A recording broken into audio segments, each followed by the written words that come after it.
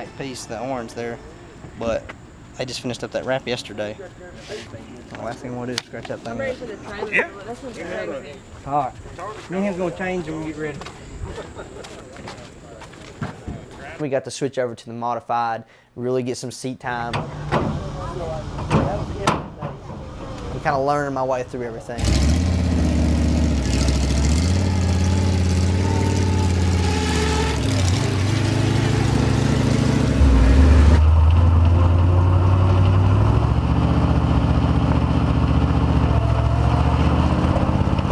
There's a lot of power on those cars. You know, when you go into turn one and any turn you go in, you're going to sling it sideways, and you feel the force kind of pushing you back. Just got to stick in it, man. Put it to the floor.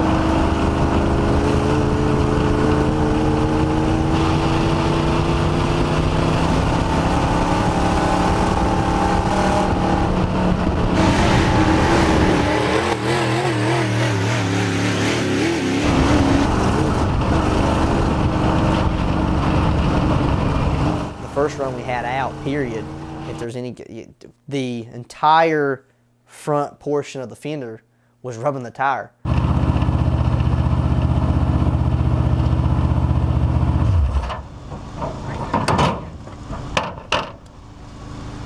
So when I would go in and we'd go to turn one and turn my wheels back, it was getting stuck on the sheet metal, so then it would push up. Too tight. I can't even throw it in without it wanting to come, like it wants to push up the track on me. So we need a up It's so tight. I don't know. I'm gonna call Derek. He told me to call him if I had any issues. It's god awful tight. I go in and it just cuts up.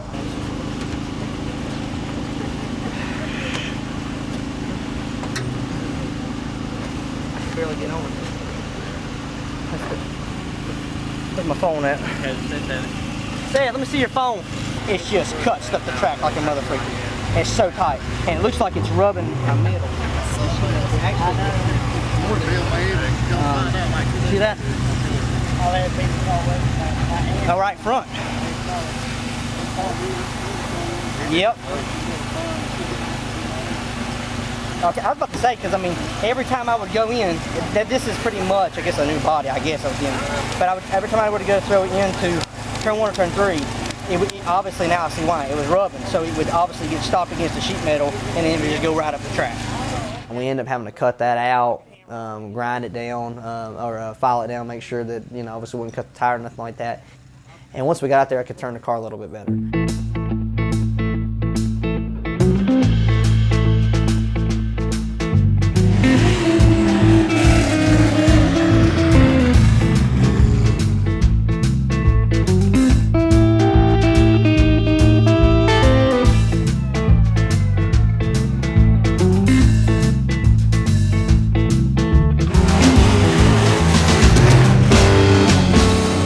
Turn one, you've got throttle open and you want to burp it, or you get off of it and you know you lose that momentum, what you should be trying to pull through the corner. I mean, you're just going to go up in the wall, and it is what it is.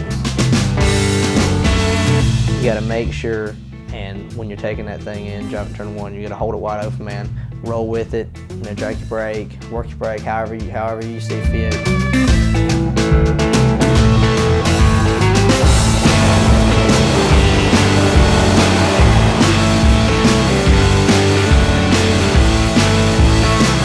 Once I continue to get some more experience with the race outdoor with some of you guys and do it on a week to week, a lot of this stuff will come, but it's just a matter of working out the quirks and learning specific things that this car wants and the feels of it, so we'll be good to go.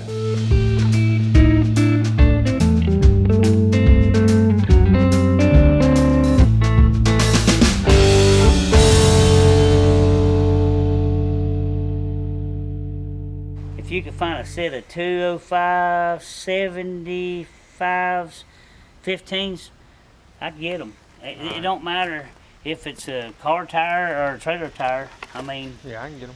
Me and Frankie had to change about 15 things on the car. So $686 for that one.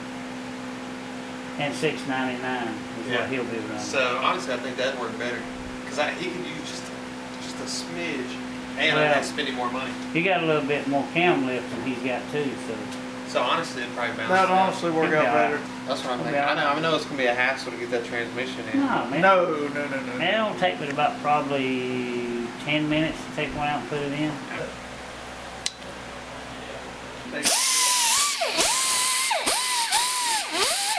I wouldn't have been able to do it without him. Frankie's a plethora of knowledge. You just got to be able to get it out of him without him getting sidetracked and talking about something crazy. I don't know why people put Chevrolet lugs on these stupid trailers when they make them. If you come in, we talk, and then next thing I know, we're sitting over there drinking a bottle of water and shooting the bull crap. Yeah, California When me kid. and Caleb met, I was very much California, but since I've been back home to the South, I got a little more Southern in me now. Yeah, I'm back to my roots. Just a little bit. You Yeah. ain't got that Southern twang yet. I got the Southern accent, that's for sure. Well, you got part of the mullet right, so you just got to grow the rest of the back out. I thought about it since I did heat and air now. I definitely thought about it. Mine's coming back, son. I had a luscious one, by God. I'm thinking about doing it. That's Frankie. Frankie used to grab a hold of it. So you need to cut it. Picture of it. You need to cut it. If y'all support it, I'll go mullet.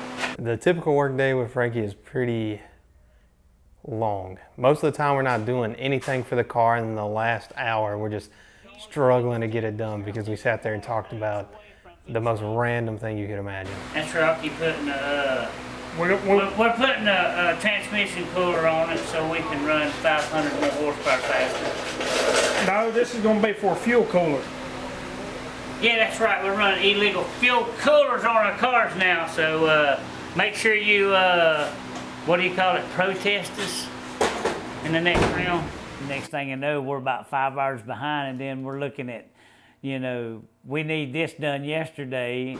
I don't know if that's good or not. I've had all them for so long. They got fluid in them and everything. I think the reason why we do talk a lot is because sometimes we have to bond more and get to know each other better and see how we're going to work together. I don't think these are dry rotted. They've got some spots in them, but well, they do. They look pretty dang rough right in there. Honestly, those look worse than those. Do you think he'd have 4 of them? Yeah. See if he's got 4 of them, 205, 75, no, I think we need a 70 because that'd be a little bit wider. Yeah. So we'll go with if you can get 205, 70, 15s, that'd be great to put on this. Because it won't lift it up, it won't lift it up too high. Frankie helped me out with a lot of stuff. I didn't realize there was so much that I was missing, and he had some parts laying around, some odd and end stuff, and he gave it to me, and beyond thankful. Without him, the car wouldn't be running at all.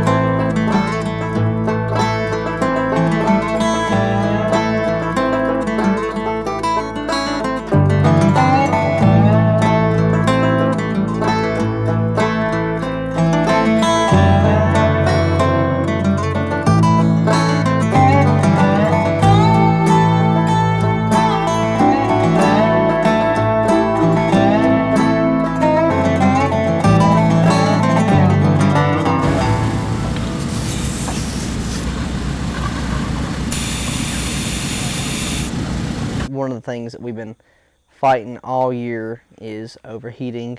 We really have been trying to do everything that we can to fix that issue. Multiple fans, manual fan, electric fans, redo all of our electrical in the interior. For some reason, that night, I think it was one of our fresh motors we had just put together. I can't remember if it was the first night or the second night that we had ran that motor, but we put it together and actually had worked and come straight from work that night, switched out into our uniform, went on track. We were kind of rushed.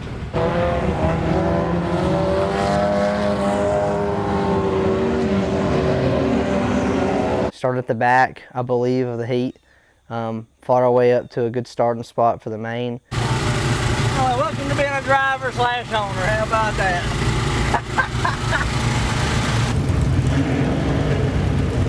The only thing on my mind when I pulled up to the track for the first race was, I really hope the car stays together.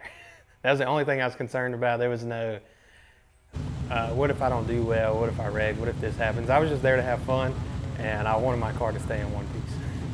So I got out for hot laps, and I do one slow lap. Second lap, I come through 1 and 2, and I started to get into it, and I was honestly super impressed because a lot of the stuff on my motor, we cut corners where we could, so I don't have the best of the best. And I remember coming out of turn 2, and I was like, oh, this thing's gonna move. And then I hit about 4,700 RPMs. It just starts shuddering so bad.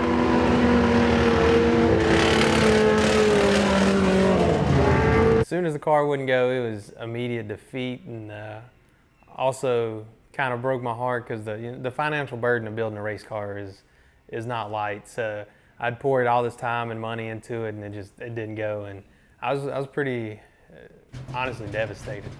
It's pretty tough with Frankie not being there because he's the one that built the motor. He's the one that really knows pretty much all there is to know about him. I'm sure there's always something that might stump him, but he normally has a pretty good idea. And well, we were there with, I had a toolbox that was full of tools that I used on a dirt bike, and you need about 5 or 6 T-wrenches, and you can pretty much take a whole dirt bike apart. So I was a little underprepared for that one. And I'm trying to talk to Frankie on the phone, track's loud, have no idea what's going on with the car. Yeah. Yeah, it's there. Basically, the car's doing this, it's doing that, what's going on, what can I do? And 9 out of 10 times you can tell them what to do on there, but if they don't know how to do it, then it's a totally different story. And I know a lot of times these guys need me down there, but it's good for them because they can learn. You know what to do. I back this off, turn that counterclockwise 3 turns. Where'd he go? They're running, he's talking to Frankie. See, because a while ago when I come over here and done it, it was shooting above the rail. Now it's shooting below the rail like it's supposed to. It's way too much fuel. Right.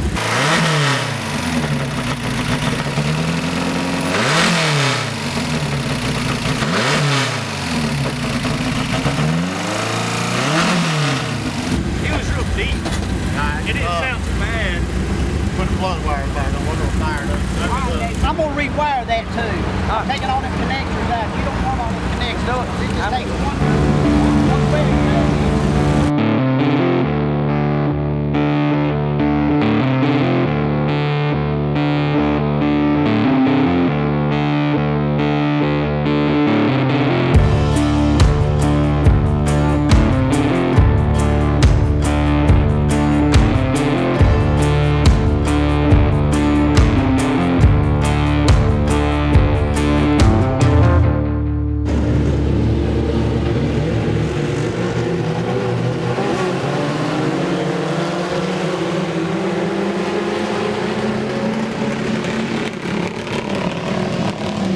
Awful. If it would have happened at the house, it probably wouldn't have been that bad. If I would have started the car in the driveway and it wouldn't have ran perfect, it'd have been fine. I wouldn't have been that upset. That happens, but it's the fact that I went there, was prepared.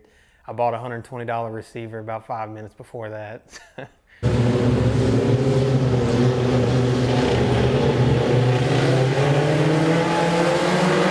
Very shortly after taking off, we were right on, I believe this is Shorty Lacey's his name, but the 91 car, and they were pretty fast.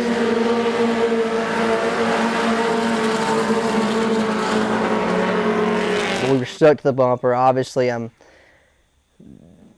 try to be the cleanest racer I can be, and so I didn't really want to move him or do something, too early on, especially, like I said, early in the race. So we were right there on him. We were pushing him down the back stretch at times. We actually were bump drafting a little bit.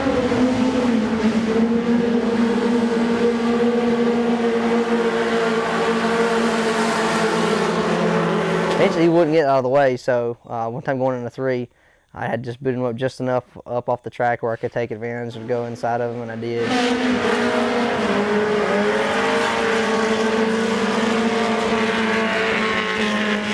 Maybe by the end of the race we would have a chance to have a chance at Jake up there in the 121, but we just ran out of time.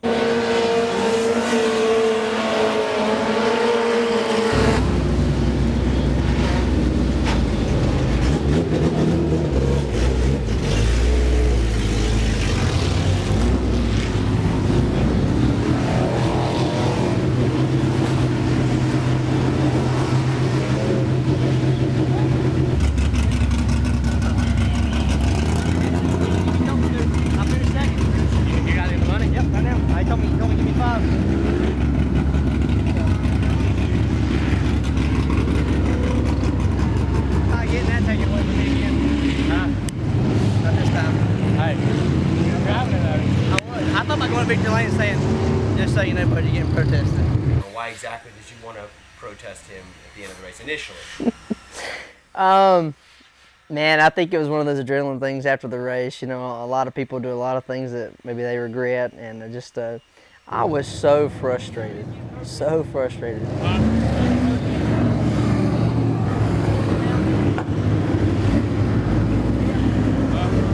That of all nights, we were so close, and I'm like, man, tonight was our night. I know we were the fastest car. There's no way he could have beaten me. Frustration built in. I was like, you know what? We're just going to protest him. And like I said, I'm running off adrenaline and thinking like, I'm pissed. And I mean, when you lose, it sucks. Yeah, I know. I sat there for about 10 minutes. It wasn't even that. It started raining again, and we had actually got protested, a couple weeks before that, and had to go through all that. And I said, and that's the thing, I know Jacob very well, and Jacob's a great guy. And the more I let it sink in, I'm like, I'm not doing this. You know, I know he's legal. I'm more frustrated at my circumstances and what we got going on and our performance. You know, we just got outperformed that week, man. I mean, it's plain and simple. He's got a fast car. It was a huge deal for them, and congrats to them. It's just we'll keep digging, and you know, we'll get to enjoy ours here soon enough. That's dirt track.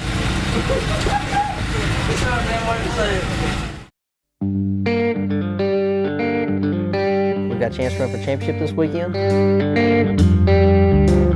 If you're not excited and the least bit prideful that, hey, I'm actually going to get a chance to run at any kind of championship this weekend, then don't even go to the track.